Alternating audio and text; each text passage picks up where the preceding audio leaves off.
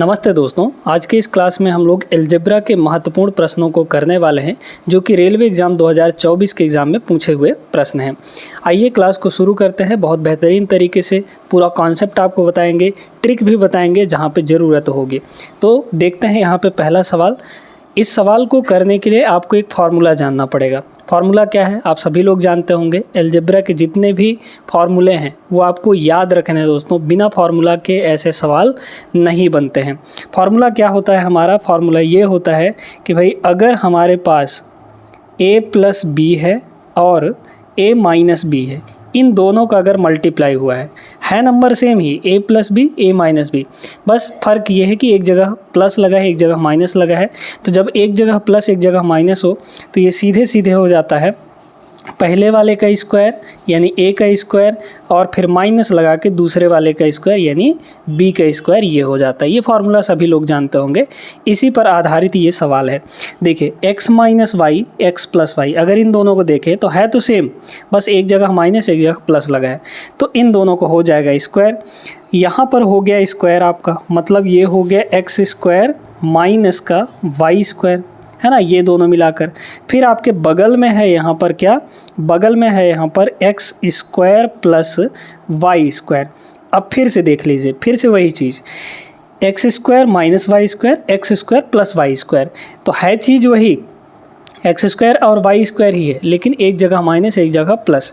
तो अब की बार क्या होगा? सेम चीज़ करना है, पहले वाले का स्क्वायर, मतलब एक्स स्क्वायर का भी स्क्वायर करना है। तो एक्स स्क्वायर का स्क्वायर कितना आ जाएगा? एक्स पावर 4 आ जाएगा। भाई बताइए, एक्स स्क्वायर का भी स्क्वायर हम लोग करेंगे तो पावर आपस में गुणा हो जाते हैं, 2 दूना 4 हो जाएगा। फिर माइनस दूसरे वाले का स्क्वायर यानी वाई स्क्वायर का भी स्क्वायर यानी वाई पावर 4 आ जाएगा। फिर इसके बाद यहाँ पर इतने तक का तो हो गया। अब इसके बगल में क्या दिया गया है? इसके बगल में दिया गया है x power 4 plus y power यहाँ पर 4 दिया गया है। ठीक है, अब है वही चीज़, बस स्क्वायर करना है आपको, है ना, a minus b a plus b, सीधे सीधे। तो अब हो जाएगा x पावर 4 का भी स्क्वायर होगा, तो x पावर 4 का स्क्वायर करेंगे तो x 4 और यहाँ पर 2 मल्टीप्लाई होगा तो कितना होगा? 8 हो जाएगा, यानी x पावर 8 और फिर माइनस यहाँ पर y पावर 8 हो जाएगा, मतलब y पावर 4 का स्क्वायर। तो ये आएगा आपका final answer, x power 8 minus y power 8, option number b इसका राइट आंसर हो जाएगा। वैसे इसमें पेन उठाने की ज़रूरत नहीं थी, सीधे सीधे आप यहाँ से भी देख सकते हैं। ये होता है x square minus y square, फिर हो जाता है x power 4 y power 4 minus में, फिर यहाँ पर फाइनल आंसर हमारा x power 8 minus y power 8। पेन उठाने की ज़रूरत नहीं थी, अगर आप प्रैक्टिस किए हैं अच्छे से तो देख कर इसका आंसर टिक कर सकते थे। अगला सवाल बहुत बेहतरीन सवाल है।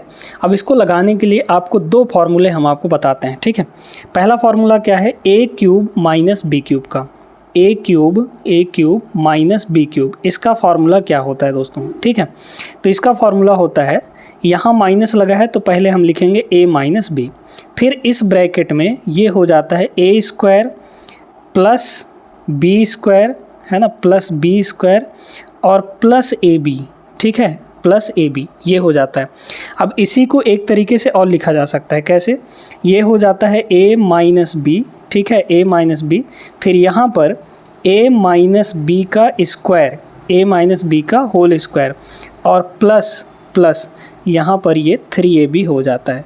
मतलब इसी चीज़ को, इस वाले चीज़ को ऐसे भी लिखा जा सकता है। इसको जब हम खोलेंगे, ओपन करेंगे तो यही चीज़ आएगा। क्लियर है? ठीक है, तो ये हो गया। फिर इसके बाद दूसरा क्या है? a cube plus B cube का, है ना, किसका formula? a cube plus B cube का। माइनस वाले के ये दोनों फार्मूले हैं, ध्यान रखिएगा, ये माइनस वाले के दोनों फार्मूले हैं, जो जहाँ पे ज़रूरत पड़ेगा उसको हम लोग लगा लेंगे। a cube plus B cube, अब यहाँ प्लस दिया है तो पहले होगा a प्लस बी, है ना, a प्लस बी, फिर यहाँ पर देखिए a square plus B square, लेकिन अब की जगह यहाँ पे माइनस वाले में यहाँ पे प्लस था तो अब की बार यहाँ पे माइनस हो जाएगा, यानी कि माइनस ए बी हो जाएगा। समझ में आ गया कि नहीं? अब इसी को एक और तरीके से लिखा जा सकता है, किस तरीके से? a प्लस बी, ये तो रहेगा ही रहेगा, इसको बदल सकते हैं, इसको बदल सकते हैं हम लोग a प्लस बी का होल स्क्वायर, है ना, a प्लस बी का होल स्क्वायर और माइनस 3ab हो जाएगा। तो ये दो फार्मूले बहुत इंपॉर्टेंट है, इनको नोट करके रख लीजिएगा। हमेशा हर एक एग्ज़ाम में इस पर आधारित सवाल पूछा ही जाता है दोस्तों, ठीक है। आइए यहाँ पर देखते हैं, a माइनस बी की वैल्यू 1 है, a cube minus B cube की वैल्यू यहाँ पर 61 के बराबर है। a b चाहिए हमको। अगर हम पहला वाला फार्मूला लगाते हैं तो नहीं आ पाएगा, क्यों? क्योंकि a square plus B square हमको कहीं नहीं दिख रहा है ना, इसलिए ये वाला फार्मूला हम लोग लगा देंगे, मतलब सेकंड वाला, इसी का सेकंड वाला। तो लगाइए, क्या है, a cube minus B cube, इधर की जो वैल्यू दी गई हो 61 है, तो हो गया हमारा 61 is equal to a minus b कितना है, 1 है, तो यहाँ पर हो गया 1। फिर यहाँ देखिए a माइनस बी का स्क्वायर मतलब 1 का स्क्वायर, ठीक है। फिर प्लस 3ab, तो ये हो जाएगा 3ab। हमको ab की ही वैल्यू चाहिए, इसलिए यहाँ पर ये वाला फार्मूला लगाए हैं, क्योंकि ये चाहिए होगा हमको, है ना। तो यहाँ से देख लीजिए कितना हो जाएगा, ये हो जाएगा यहाँ पर 1 से मल्टीप्लाई होगा तो ये वही रहेगा।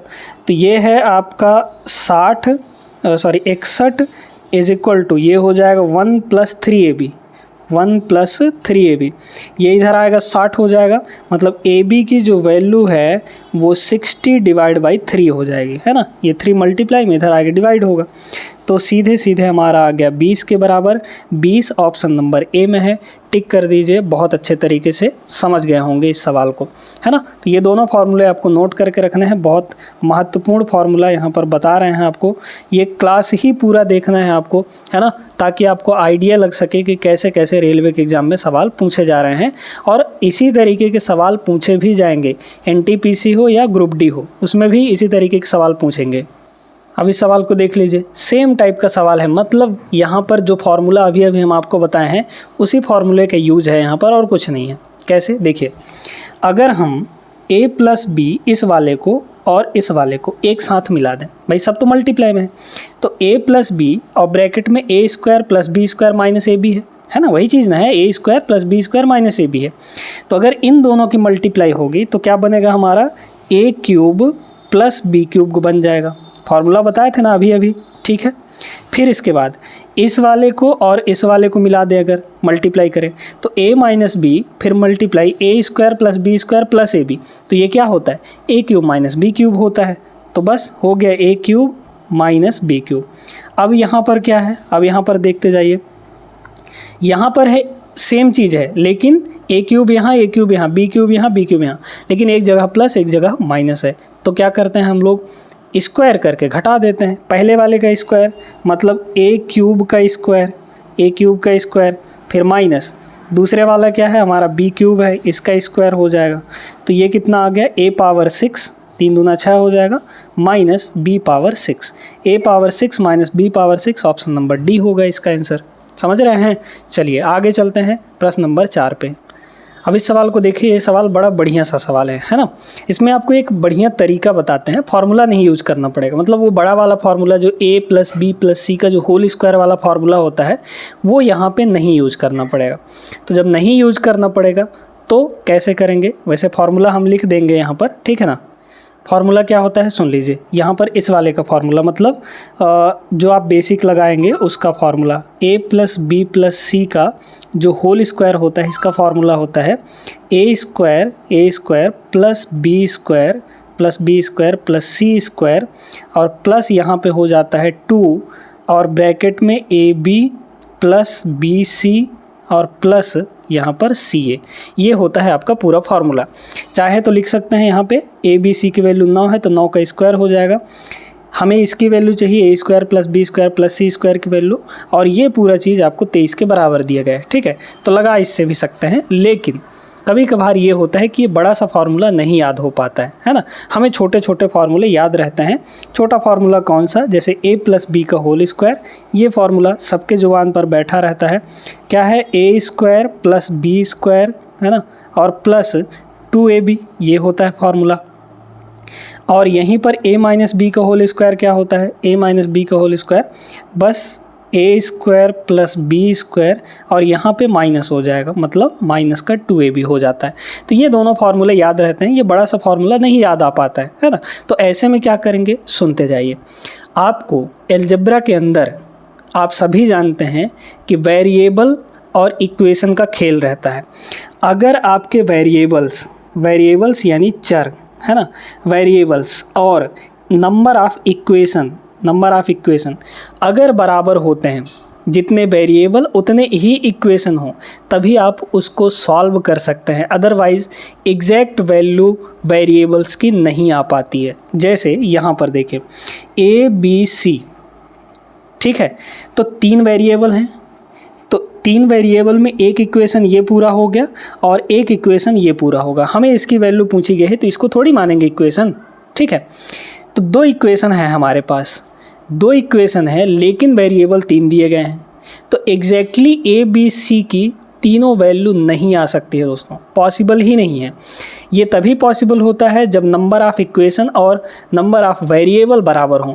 जैसे 3 वेरिएबल हैं तो 3 ठो इक्वेशन भी देना चाहिए था, तब जाके ABC की वैल्यू आती। इसलिए हम लोग क्या करते हैं, यहाँ पर एक वेरिएबल को, चूँकि एक वेरिएबल ज़्यादा है भाई, 2 ही इक्वेशन है और वेरिएबल 3 है, इसलिए एक वेरिएबल ज़्यादा है। तो जितने वेरिएबल ज़्यादा रहते हैं इक्वेशन से, उन वेरिएबल्स को हम अपने से कुछ ना कुछ मान लेते हैं, ठीक है, अपने से कुछ ना कुछ मान लेते हैं। लेकिन मानना ऐसा है कि वो जो इक्वेशंस हैं वो आपके अनडिफाइंड नहीं होने चाहिए, डिफाइन ही रहने चाहिए, है ना। तो इसलिए हम लोग यहाँ पर क्या करेंगे, सुनते जाइए। जो इसमें से किसी एक को भी 0 मान लीजिए, 1 मान लीजिए, लेकिन अगर हम 0 मानेंगे तो हमारे लिए काम आसान हो जाएगा। A को मान सकते हैं 0, B को मान सकते हैं 0, C को मान सकते हैं, आपकी मर्ज़ी है। चलिए हम C को अगर 0 मान लें तो ये आपका 0 हो गया, ठीक है, ख़त्म। अगर हमने C को 0 माना है तो B इंटू C अगर किसी 0 अगर किसी चीज़ से मल्टीप्लाई होता है तो ये 0 बन जाता है, तो मतलब ये आपका 0 हो गया, ख़त्म हो गया ये चीज़। इसमें भी C का मल्टीप्लाई हुआ यानी 0 का मल्टीप्लाई, तो ये भी आपका 0 हो गया, ठीक है। अब हमने 0 माना है तो ये भी तो 0 होगा, 0 का स्क्वायर 0, ठीक है। मतलब हमारे पास एक नया चीज़ बन गया कि जो A प्लस B है वो 9 के बराबर हो गया और A इंटू B 23 के बराबर हो गया, A इंटू B जो है वो 23 के बराबर हो गया। अब हमें चाहिए क्या, हमें चाहिए यहाँ पर A square plus B square, बस इतना चाहिए। अब ये छोटा हो गया है, मतलब इसमें हम लगा सकते हैं। बताइए A प्लस B कितना है, 9, तो यहाँ रखेंगे 9 का स्क्वायर, ये हो जाएगा 9 का square is equal to A square plus B square, यही तो चाहिए हमें, A square plus B square और प्लस 2AB, तो 2 इंटू AB की वैल्यू कितनी है, 23 है ना। ये फार्मूला लगाएंगे भी इसी तरीके से बनेगा आपका। ये 9 का स्क्वायर, ये 46, तो 81 माइनस 46 है ना, 81 और माइनस का यहाँ पर हो जाएगा 46, ये आपका हो गया A स्क्वायर प्लस यहाँ पर B स्क्वायर। क्लियर है सभी को, घटा देंगे हम लोग तो ये हो जाएगा 5 और यहाँ पर 7 3 35, ठीक है। तो 35 is the correct answer, option number B यहाँ पर करेक्ट हो जाएगा, ठीक ना। तो ये तरीका होता है दोस्तों लगाने का। यहाँ पर ही नहीं, यहाँ पर तो आसान था इसलिए हमने ज़्यादा कुछ ध्यान नहीं दिया, लेकिन जहाँ बड़े बड़े दिए जाते हैं वहाँ पे आपको ये तरीका काम आने वाला है। नंबर ऑफ़ इक्वेशन और नंबर ऑफ़ वेरिएबल अगर बराबर नहीं है तो जितने वेरिएबल ज़्यादा होते हैं उनको अपने हिसाब से आप कुछ ना कुछ वैल्यू मान सकते हैं। आइए इस सवाल को देखिए, इस सवाल में तो कुछ ही नहीं है, मतलब बहुत आसान सा प्रश्न है ये। देखिए क्या है, x प्लस 1/x और x माइनस 1/x, सीधे सीधे पहले नंबर क्वेश्चन जैसा है, सेम टू सेम वही आंसर आएगा आपका। ये a प्लस बी है, ये a माइनस बी है तो सेम ना, बस एक जगह प्लस एक जगह माइनस, तो स्क्वायर हो जाएगा, मतलब ये बन जाएगा आपका x square minus 1/x square, ठीक है। फिर x square minus 1/x square का x square plus 1/x square के साथ मल्टीप्लाई होगा, तो आपको हो जाएगा x power 4 minus 1/x power 4। फिर आपका इससे मल्टीप्लाई होगा तो लास्टली आपका क्या बनेगा, x power 8 minus 1/x power 8 बन जाएगा, ठीक है। सीधे सीधे हमारा यहाँ पर आंसर आ गया, पहले क्वेश्चन जैसा ही है, ऑप्शन नंबर A करेक्ट हो जाएगा। आगे चलिए क्वेश्चन नंबर 6 पर देखिएगा, इसमें क्या है, इसमें सीधे सीधे x y z की वैल्यू रखनी है और इसका मान निकालना है। x की वैल्यू है 9 को लिख सकते हैं 3 का स्क्वायर, ठीक है, तो ये हो जाएगा 3 का स्क्वायर मतलब x की वैल्यू है ना, और x हमारा 3 स्क्वायर हो गया, इसके पावर में 1/2 दिया है तो यहाँ पर हो गया 1/2। फिर मल्टीप्लाई, देखते जाइए, y पावर -1, y है हमारा यहाँ पर 3, तो ये हो जाएगा 3 पावर -1, ठीक है। z की वैल्यू 2/3 है। यहाँ पर इसको क्या लिखते हैं, 8 को, 8 होता है हमारा 2 का क्यूब, है ना। तो z के जगह पर क्या लिखेंगे, 2 का क्यूब लिखेंगे।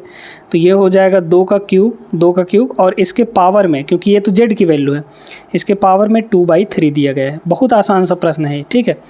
देखिए क्या हो जाएगा, 2 से 2 कट जाएगा।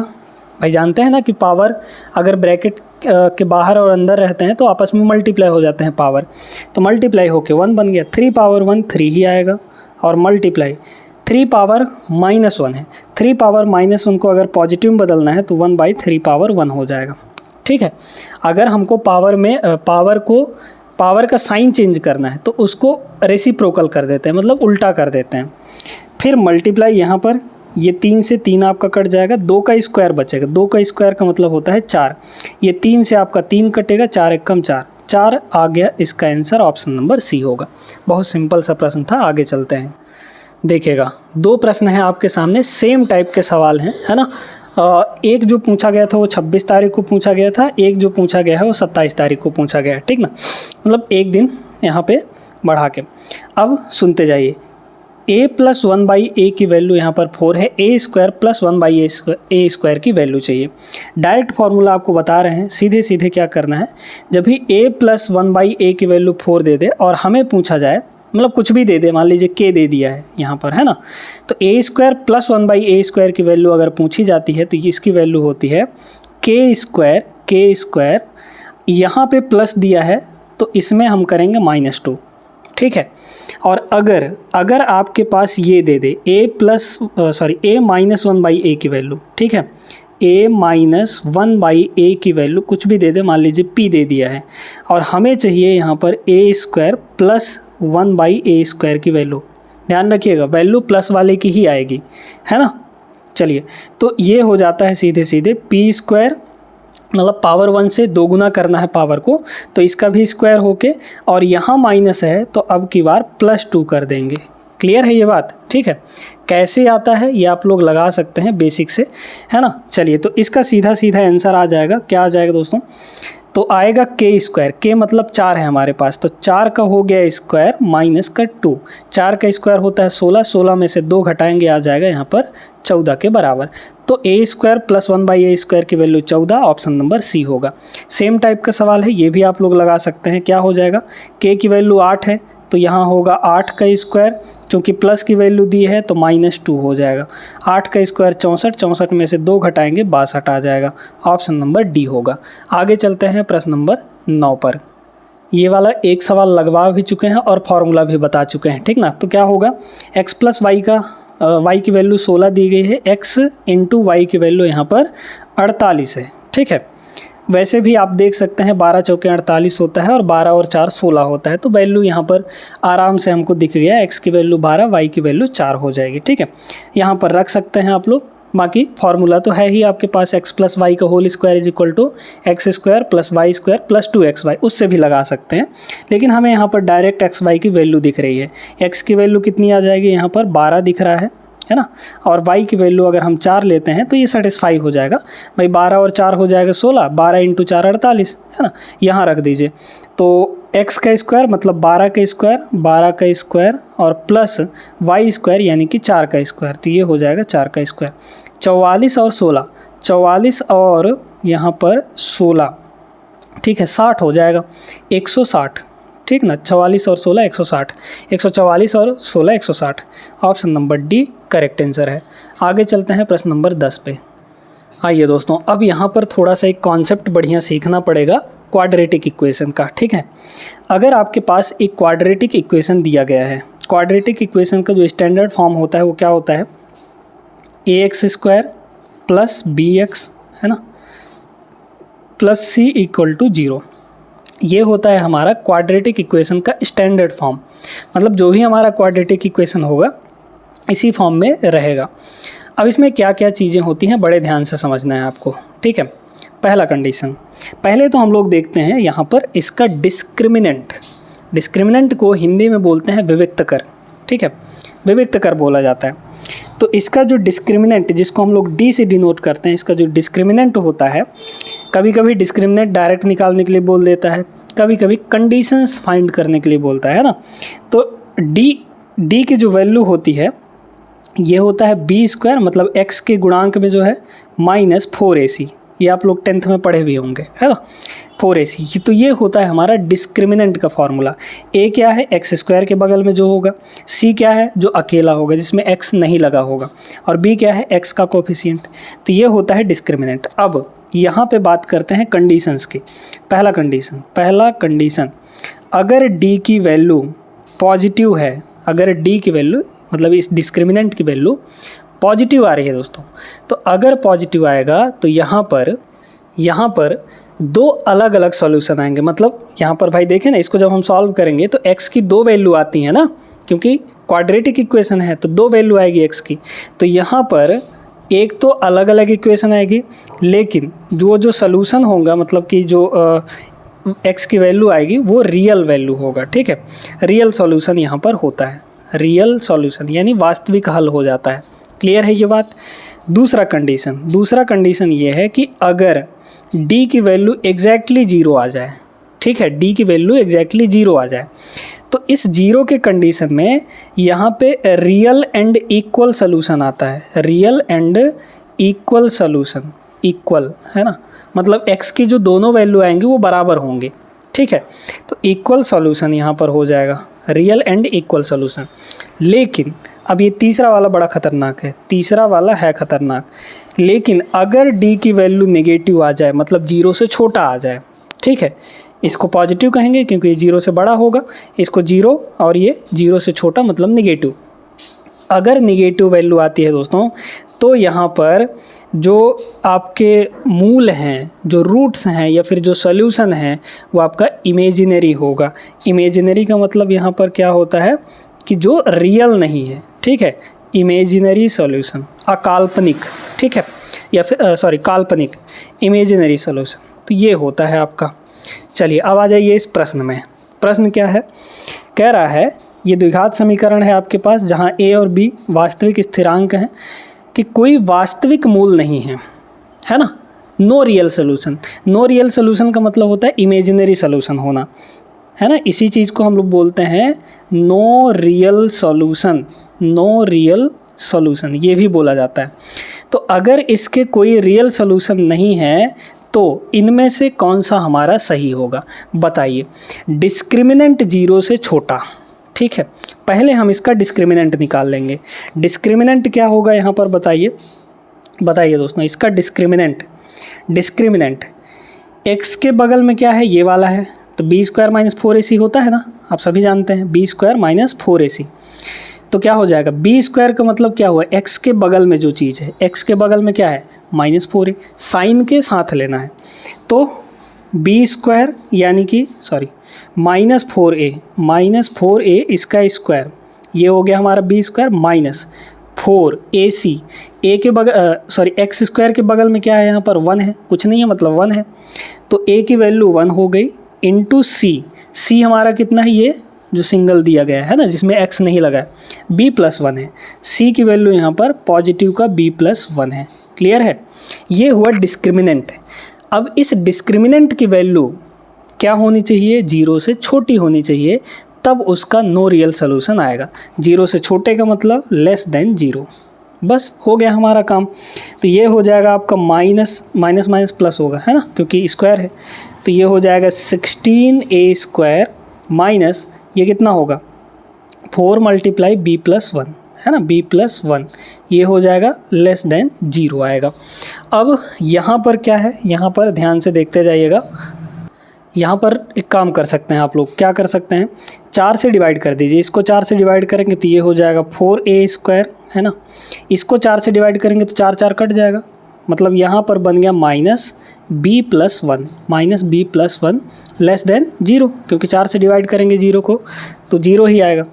ये माइनस अंदर ले जाइए तो यहाँ हो गया 4a स्क्वायर माइनस b और -1 लेस देन 0। इस माइनस b को उधर ले जा सकते हैं, ठीक है। माइनस b हमारा उधर जाएगा तो प्लस b हो जाएगा, मतलब यहाँ हो गया इस 4a² को क्या लिख सकते हैं दोस्तों, इस 4a² को लिख सकते हैं 2a का होल स्क्वायर लिख सकते हैं। यहाँ -1 इसको भी स्क्वायर बना दीजिए, है ना भाई, 1 का स्क्वायर 1 ही आता है, तो इस -1 को हम लिख सकते हैं 1 का स्क्वायर। ये -b उधर चला जाएगा तो पॉजिटिव का b आ जाएगा। क्लियर है। अब देखिए ये है a² - b² मतलब a + b a - b, तो a + b मतलब 2a, है ना। a हमारा क्या है 2a के बराबर है, 2a + 1 ये हो जाएगा और 2a - 1 ये हो जाएगा, लेस देन b आ जाएगा। कहाँ पर दिया गया है, b की तरफ मुंह खुला होना चाहिए और यानी ऑप्शन नंबर सी हो जाएगा। देख लीजिए इसकी तरफ बंद है, मतलब ऑप्शन नंबर सी इसका करेक्ट आंसर हो जाएगा। तो उम्मीद करते हैं समझ में आ गया होगा। कभी कभी ये वाला भी दे देता है, कभी कभी ये भी दे देता है, मतलब जो भी देगा इसमें से ही आपको दे सकता है। आगे चलते हैं प्रश्न नंबर 11 पे। देखिए क्या दिया है सवाल सीधे सीधे दिया है भाई, हमारे पास एक क्वाड्रेटिक इक्वेशन है, इसका विवेचक का मान निकालना है यानी डिस्क्रिमिनेंट। ठीक है, क्या हो जाएगा, डिस्क्रिमिनेंट विविक्तकर भी कहते हैं, विवेचक भी कहते हैं। तो b² - 4ac, d की वैल्यू क्या आती है, d = b² - 4ac, यही तो होता है, बस यही निकालना है आपको। b क्या होगा, b होता है x का बगल में जो होगा, x के बगल में क्या है यहाँ पर -18 है, तो यहाँ हो जाएगा -18 इसका स्क्वायर, है ना, -4 × a की वैल्यू 7 है, ये हो गया 7 × c की वैल्यू -11 है। ध्यान रखिएगा माइनस प्लस का, ठीक है, क्योंकि साइन के साथ हमको लेना पड़ता है। तो यहाँ हो गया 18 का स्क्वायर, 18 का स्क्वायर कितना हो जाएगा 324, ठीक है, तो ये हो गया 324 और ये माइनस और माइनस मल्टीप्लाई होगा प्लस बन जाएगा। 4 × 7 = 28, 28 और 11 को मल्टीप्लाई कर देंगे तो 28 और 11, ठीक है, या फिर यूनिट डिजिट लगा लीजिए ना, क्योंकि अलग अलग यूनिट डिजिट दिया है। तो 28 और 11 मतलब मल्टीप्लाई करेंगे तो 8 × 1 = 8 आएगा, इकाई अंक 8 आएगा, तो 4 और 8 यानी इकाई के अंक में यहाँ पर 2 आएगा, 8 × 4 = 12, 2 आएगा, ऑप्शन नंबर सी हो जाएगा। ठीक है, तो 632 एक्चुअली सभी को जोड़ेंगे तो 632 आएगा, ऑप्शन नंबर सी इसका करेक्ट आंसर है दोस्तों। तो आई होप कि आज की इस क्लास में जितने भी प्रश्न आपको कराए गए हैं वो बहुत अच्छे तरीके से आप लोग सीख गए होंगे। अब कभी ऐसे सवालों में दिक्कत नहीं होगी।